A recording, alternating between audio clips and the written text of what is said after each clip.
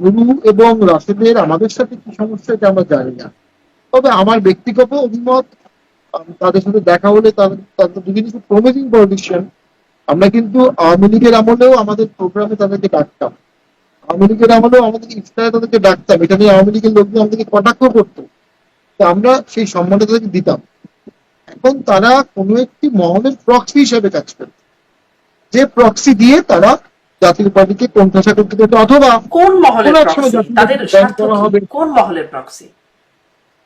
ওই যে রাজনীতিতে একটি ভোট ব্যাংক আছে, ঠিক আছে, তারা হয়তো ভাবছে জাতীয় পার্টিকে ব্যান করলে জাতীয় পার্টির বিভিন্ন জেলার ভোটগুলো তারা পেতে পারে। এই এই এরকম একটি স্বপ্নবিলাসী ধারণা থেকে জাতীয় পার্টিকে কটাক্ষ করছে, অথবা কটাক্ষ করে বক্তব্য দেয়াই তাদের রাজনৈতিক শিষ্টাচার, এতে অভ্যস্ত হয়ে গেছে যখন জাতীয় পার্টি কটাক্ষ করে দেওয়া রাজনীতি করা।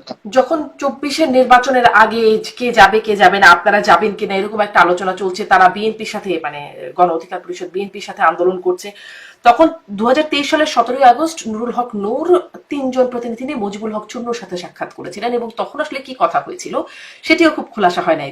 তারপরে আপনারা কি তখন জানেন, মানে কোনো রেশ কি আছে এখনো পর্যন্ত, তখন আসলে কি কথা হয়েছিল? না, তখন কি কথা হয়েছিল আমি জানি না। তবে বের হয়ে নুরুল হক বলেছিলেন যে মুজিবুর রহমান চুন্নু আমার হলের বড় ভাই, হ্যাঁ, ভার্সিটির বড় ভাই। যেটি বলেন সেটা বলেছিলেন, বেশ চটকদার কথাবার্তা বলেছিলেন। তো এখন আর সেই চটকদার কথাবার্তা বলছেন না, আহ, তারা বেশি উজ্জীবিত। তবে রাজনীতিতে কাউকে ছোট করে দেখতে নাই। আমি মনে করি জাতীয় পার্টিকেও যারা ছোট করে দেখার চেষ্টা করছে তাদেরও ভুল ভেঙে যাবে অতি সত্ত্বর। এই যে আওয়ামী লীগকে পুনর্বাসনের অভিযোগ করছেন রাশিদ খান, আপনার আপনার আপনার উপর আপনার হাত ধরে আসবে আওয়ামী লীগ, এরকম তার ফেসবুক পোস্টে দেখছিলাম। আওয়ামী লীগকে পুনর্বাসন করার একটা অভিযোগ জাতীয় পার্টির উপর আছেই। একটা একটা আমরা আরেকটা শো করেছিলাম এরকম, যে পথে গেছে জাপা আপা সে পথে যাবে জাপা, এরকম একটা ডায়লগও ছিল তাদের এনসিপির। জাতীয় পার্টির কি কোন রকম আওয়ামী লীগের সাথে আসলে যোগাযোগ আছে? আজকে রাশিদ সাহেব বলেছেন আপা এখন জাপায় ভর হুম করেছেন। হুম হুম। দেখুন, আমি অনেক আগে সংসদে একটা বক্তব্য দিয়েছিলাম, 2021-22 সালে স্যাংশন নিয়ে বক্তব্যটি ভাইরাল হয়েছিল, প্রায় 40-50 লক্ষ লোক দেখেছিল। এই বক্তব্যের পরে একজন ব্লগার তিনি বলেছিলেন যে শেখ হাসিনার শিখিয়ে দেওয়া বুলিতে শামীম পাটোয়ারি এই বক্তব্য দিয়েছেন, শেখ হাসিনার নাচের পুতুল শামীম। আমি টক শোতে ওপেন চ্যালেঞ্জ দিয়ে বলেছিলাম যে শেখ হাসিনার সাথে আমার কখনো কথা হয়েছে, উনি কারো মাধ্যমে আমাকে কোনো মেসেজ পাঠিয়েছেন, এর কোনো দৃষ্টান্ত যদি দেখাতে পারেন আমি রাজনীতি ছেড়ে দেব। সেই ব্লগার, সেই জ্ঞানী ব্যক্তি কিন্তু কোনো এভিডেন্স দেখাতে পারেনি। তো আজকে আওয়ামী লীগ পুনর্বাসনের যে বক্তব্য তারা বলছেন এটি সম্পূর্ণ ভিত্তিহীন।